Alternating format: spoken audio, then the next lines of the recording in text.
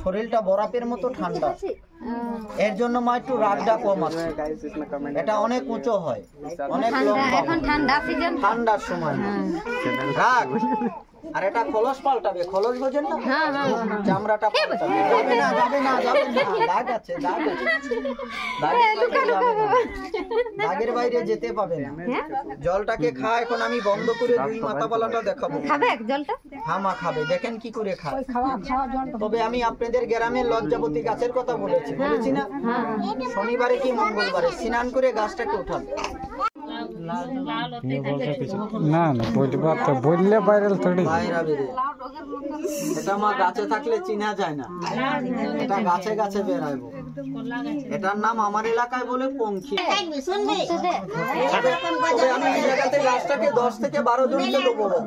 তবে আমি কাকে দেবো মা? যার মির্গি রোগ আছে, ধাতু রোগ আছে, মেহু রোগ আছে, হাঁপানি আছে, বাত ব্যথা আছে, অশান্তি, ঝড়-ঝামেলা, অশান্তি সবার আছে, ইনকাম করলে অশান্তি সবার আছে।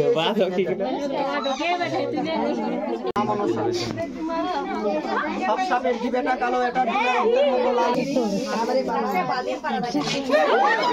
যাবে না।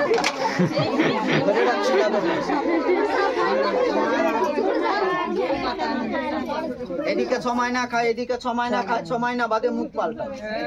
গায়ে কোনো হারার দিন নেই, তুলার মতো নরম, আস্তে আস্তে চলাফেরা করে, মাটিতে ছাড়লে মাটির তলে চলে যায়। কোনো হারার দিন নাই মা। ইউপি, রাজস্থান, এমপি, লাখনৌতে পাওয়া যায়, মাটির তলে থাকে। আমার কাছে আর সাপ নেই। সাপ ছিল সব দেখালাম। যখন 1, 2, 3 বলবে, একটা বাচ্চাও থাকে, 1 টাকা পয়সা মনসাকে দিবি। মাছ বাজার থেকে বেশি খারাপ এই জায়গা। মা তো করার জীবন আসতো না। হাত আমাকে দেখান।